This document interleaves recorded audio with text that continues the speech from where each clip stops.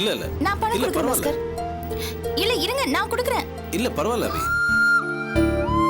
கொடுங்க அந்த பேக் கொடுங்க. பரவாயில்ல விடுங்க, கொடுங்க. நானே கொண்டு வரேன்.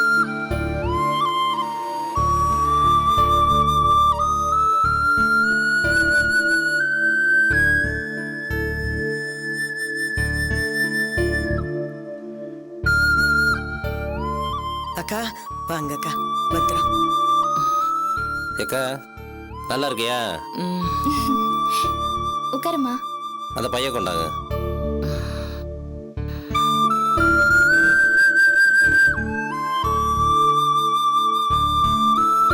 ஏன் எல்லாரும் இப்படி இருக்கீங்க? அம்மாக்கு ஓகே ஆர்த்தி, உடம்பு நல்லா ஆயிடுச்சு.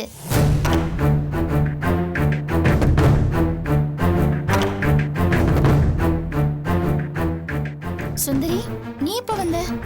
இப்பதான் கொஞ்ச நேரத்துக்கு முன்னாடி வந்தேன்க்கா. என்ன திடுதிப்புன்னு வந்திருக்க? ஏதாவது பிரச்சனையா? என் வாழ்க்கைய ஒரு பிரச்சனை ஆயிடுச்சுக்கா. என்னாச்சு? என்னம்மா என்னாச்சு? ஏன் அழற? ஏன் அழற? ஆ? என்னாச்சு? என்னாச்சு சித்தி? சுந்தரி ஆர்த்தி அவங்க வீட்டுக்கு கூட்டு போக வந்திருக்கா. என்ன சுந்தரி?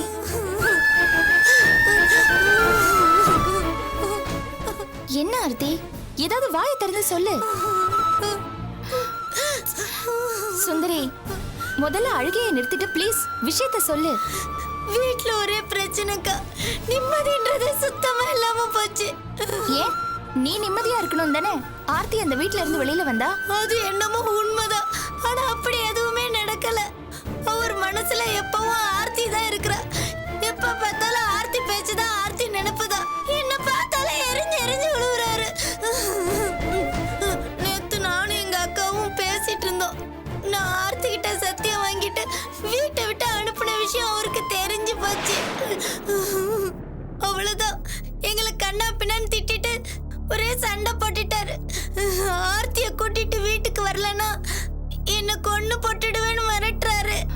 குடிச்சிட்டு மிரட்டினா அதெல்லாம் பெருசா எடுத்துக்க கூடாது. இல்லக்கா, அவர் மிரட்டலுக்கு பயந்து நான் வரல. எனக்கே நல்லா புரியுது, நான் பெரிய தப்பு பண்ணிட்டேன். அவரு ஆர்த்திய கல்யாணம் பண்ணி கூட்டிட்டு வந்தப்ப நான் அந்த வீட்டை விட்டு போயிருக்கணும். நான் விட்டுட்டு போவாதனால தானே இவ்வளவு பிரச்சனை. எங்க அக்கா பேச்சை கேட்டு நான் கெட்டு போயிட்டேன்க்கா. தெரிஞ்ச ஆர்த்தி வாழ்க்கையில குறுக்கிட்டு அவ நிம்மதியை கெடுத்தது இல்லாம ஏன் சுயநலத்துக்காக அவகிட்ட சத்தியம் வாங்கிட்டு வீட்டை விட்டு வெளியில அனுப்பி விட்டுட்டேன்.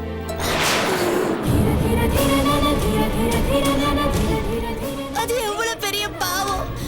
அந்த பாவத்துக்கு தண்டனையாதான் என் வயித்துல இருந்த கரு கலைஞ்சு போச்சுன்னு எங்க அக்கா வீட்டுக்காரரு சொன்னப்ப எனக்கு சுருக்குன்னு இருந்துச்சு. நான் எவ்வளவு பெரிய பாவம் பண்ணிட்டேன். ஆனா அதுதான் உண்மை. அதுக்கு பிராயச்சித்தமா தான் இப்ப நான் ஆர்த்திய கூட்டிட்டு போக வந்திருக்கேன். நல்லா இருக்குது நியாயம். நீ வெளியில போன்னு சொன்னோடனே எங்க ஆர்த்தி வெளியில வந்துடணும், திரும்ப வான்னு சொன்ன தலையிட்டு வந்துடணுமாக்கும். இது நல்ல கதையாவில் இருக்கு. தப்பு நடந்ததுனாலதான் மன்னிப்பு கேட்டு வந்திருக்கேன். ஆர்த்தி, இனிமேல் நீதான் அந்த வீட்டுல வந்து வாழணும். உன்னை கூட்டிட்டு வராட்டி என்ன கொன்னுடுவேன்னு அவர் சொன்னது கோபத்துல சொன்னதா கூட இருக்கலாம். ஆனா நான் உறுதியா சொல்றேன், என்ன மன்னிச்சு நீ என் கூட வராட்டி நான் தற்கொலை பண்ணிப்பேன்.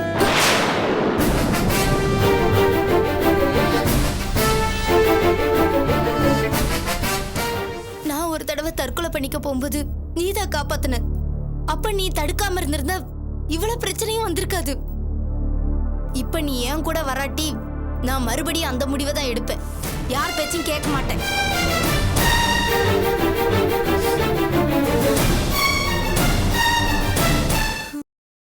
இப்ப என்ன பண்ண போற ஆர்த்தி? என்ன அபி நீ அவளை கேக்குற? சித்தி, இது அவளோட வாழ்க்கை. நீ போய் உன் புருஷன் கூட வாழுன்னு நான் சொல்ல முடியாது.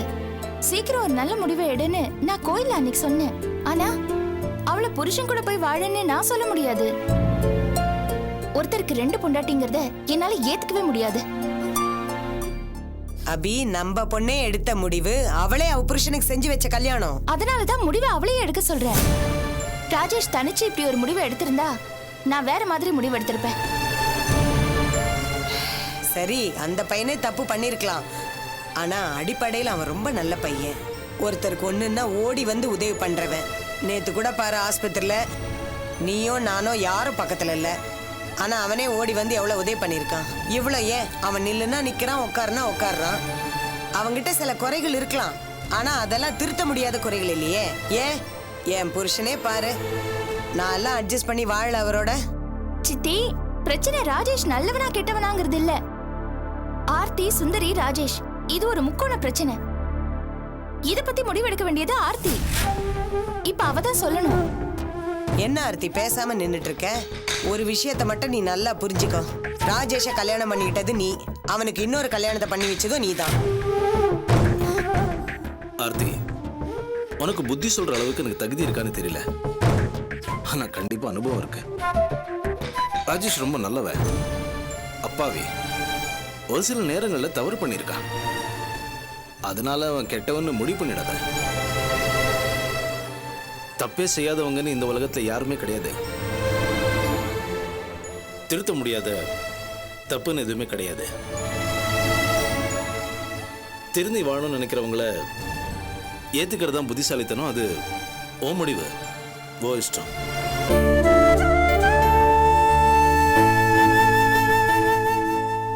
என்ன ஆர்த்தி பேசாம நின்னுட்டு இருக்க? ஏதோ சொல்லு.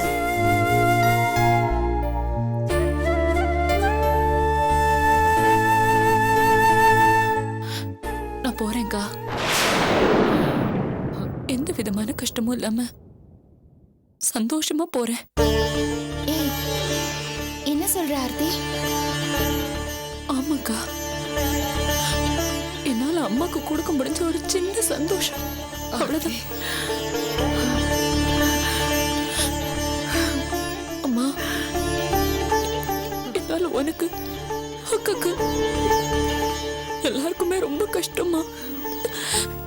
சின்ன வயசுலயே ஓடி போய் கல்யாணம் பண்ணிக்கிட்டு அங்கேயும் சரியா வாழாம இங்க வந்து உட்காந்துக்கிட்டு உங்களுக்கு எல்லாம் ரொம்ப கஷ்டத்தை கொடுத்துட்டேம்மா. அப்படி சொல்லாத. என்ன மன்னிச்சிருங்க. அழாத ஆர்த்தி. நீ என்னடி பண்ணுவ? எல்லாத்தையும் தெரிஞ்சா செஞ்சே, தெரியாம தானே செஞ்ச. இல்லம்மா, ஏதோ புத்தி கெட்டு போய் நடந்துக்கிட்டேன். ஆனா இப்ப எனக்கு எல்லாமே புரியுது. புரிஞ்சிருந்தும் நான் இங்க இருந்ததுக்கு ஒரே காரணம் சுந்தரியாவது அங்க சந்தோஷமா வாழணுங்கிறதுக்காக தான். ஆனா இப்போ நான் அங்க போனதா எல்லாமே சரியாகுங்கிற சூழ்நிலை. உங்களுக்கு நிம்மதி. நான் போறேம்மா.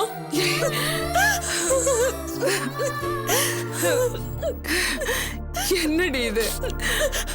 போயிட்டு வரேன்னு சொல்லு. சரி, நான் போயிட்டு வரேன்.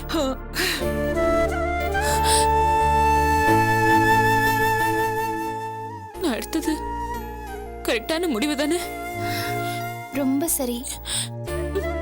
என் மேல உனக்கு ஒன்னும் கோவம் இல்லல்ல? என்னடி பேசுற? உன் மேல எனக்கு எப்படி கோவம் வரும்? நீ என் குழந்தை மாதிரிடி.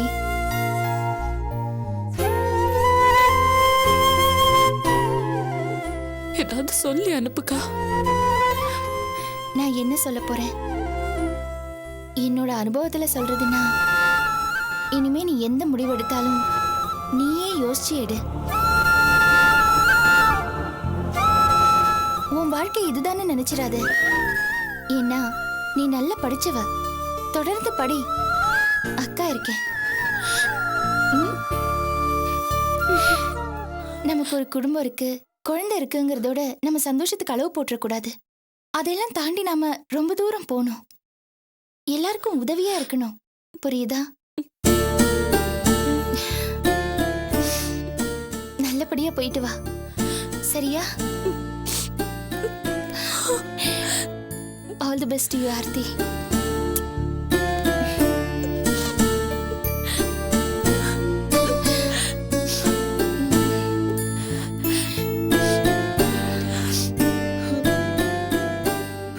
கிளம்புறேம்மா. அழாதீங்கக்கா, போயிட்டு வான்னு சொல்லி அனுப்புங்க.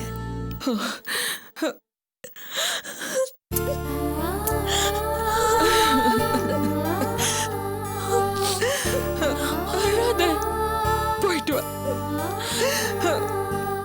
நல்லபடியா போயிட்டு வா. கூட்டிட்டு போ. அழாதம்மா. கிளம்பு கிளம்பு.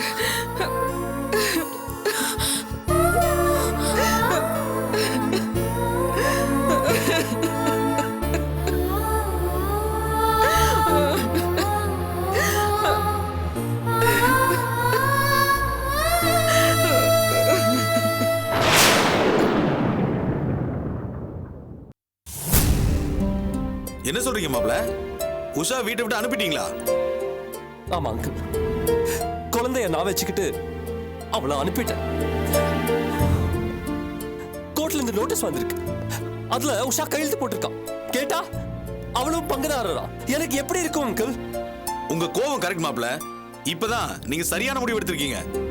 அன்னைக்கு ஆபீஸ்ல சில பேரை களை எடுக்கணும்னு சொன்னல, அதே மாதிரி வீட்லயும் அபிக்கு சப்போர்ட்டா இருக்கவங்கள களை எடுக்கணும்னு சொல்ல தோணிச்சு. ஆனா சொல்லல.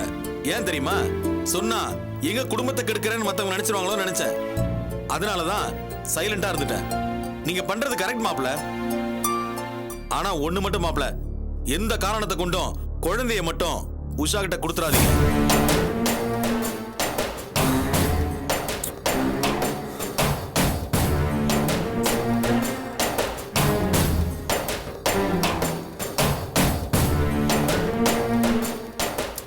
என்ன மாப்ள பேச்சே காணோம்?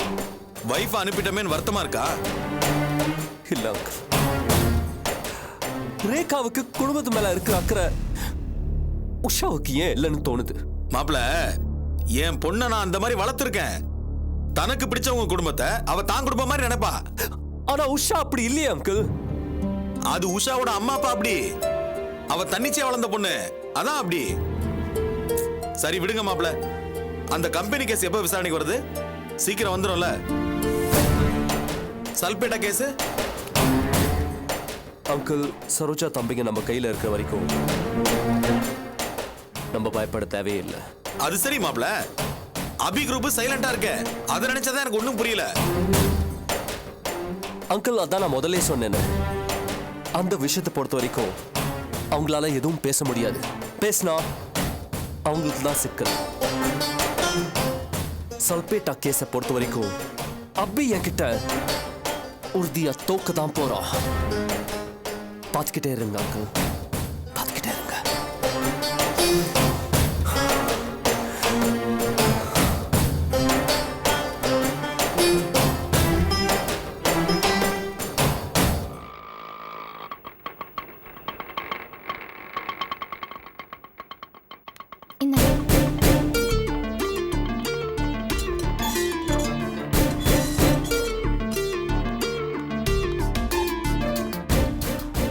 சாந்தி, சாந்தி, சாந்தி. அபி வாங்க. என்னாச்சு? உஷா எங்க? இதோ உள்ள இருக்காங்க, கூப்பிடுங்க. உஷா, உஷா. அபி வந்திருக்காங்க. என்னாச்சு உஷா? என்னாச்சு? ஏன் உன்னை வீட்டை விட்டு வெளியில அனுப்பிட்டாங்க? என்ன என்னாச்சு? அபி, ஆதி மேலேயும் ரஞ்சன் மேலேயும் அபி கன்ஸ்ட்ரக்ஷன்ஸ் போட்ட கேஸ்ல as a பார்ட்னர் நானும் கையெழுத்து போட்டேன்ல. அதான் ஆதிக்கும் அவர் அம்மாக்கும் என் மேல பயங்கர கோவம்.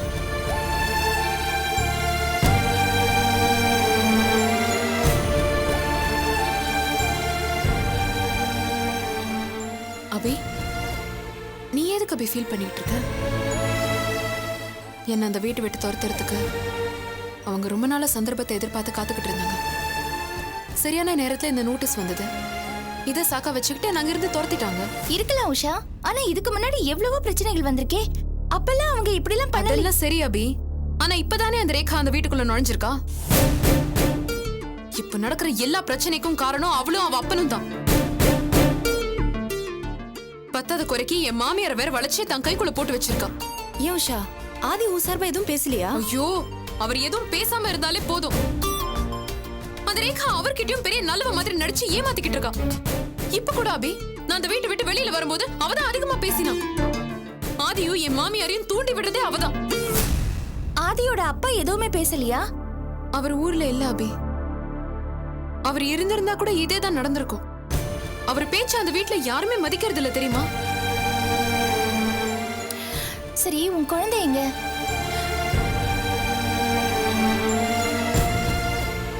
உன் குழந்தை எங்க உஷா?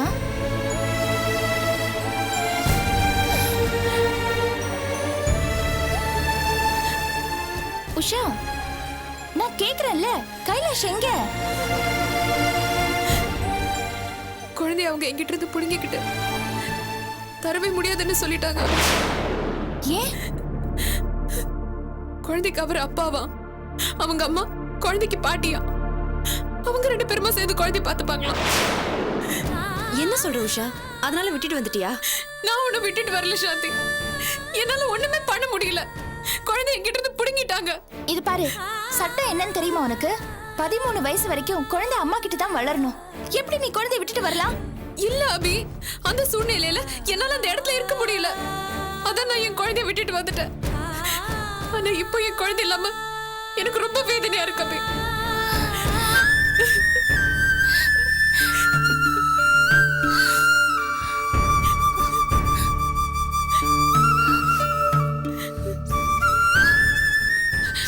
அபி, என்ன யோசிக்கிற?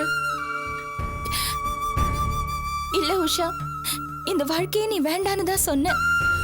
ஆனா நான் தான் உன்னை கட்டாயப்படுத்தி அந்த ஆதி கூட உன்னை சேர்த்து வச்சேன்.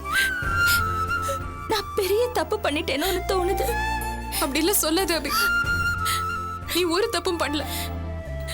நல்லது நினைச்சுதான் நீ அந்த கல்யாணத்தை பண்ணி வச்ச. ஆனா ஆதியும் உங்க அம்மாவும் தான் இன்னும் என்ன புரிஞ்சுக்காம இருக்காங்க. இல்லனா என் குழந்தை என்கிட்ட இருந்து புடுங்கி வச்சுப்பாங்களா சொல்லு? யாராவது அந்த மாதிரி பண்ணுவாங்களா? இதுல ஒன்னால என்ன பண்ண முடியும் அபி? உஷா, இவ்வளவு தூரம் நடந்ததுக்கு அப்புறம் போலீஸ்ல கம்ப்ளைண்ட் கொடுத்து குழந்தைய வாங்கிட்டு வர வேண்டியதானே? அது இப்ப சரியா வராது. உஷா, நாம ஒண்ணு பண்ணலாம். நேரா அந்த ஆதி வீட்டுக்கு போய் குழந்தைய கொடுங்கன்னு கேட்போம். என்ன அபி, அவங்க தான் ஏற்கனவே தர முடியாதுன்னு சொல்லிட்டாங்கல்ல. அவங்களுக்கு இன்னொரு வாய்ப்பு கொடுப்போம். அதை அவங்க சரியா பயன்படுத்திக்கிட்டா அது அவங்களுக்கு தான் நல்லது. வா உஷா, போலாம். கிளம்பு, வா.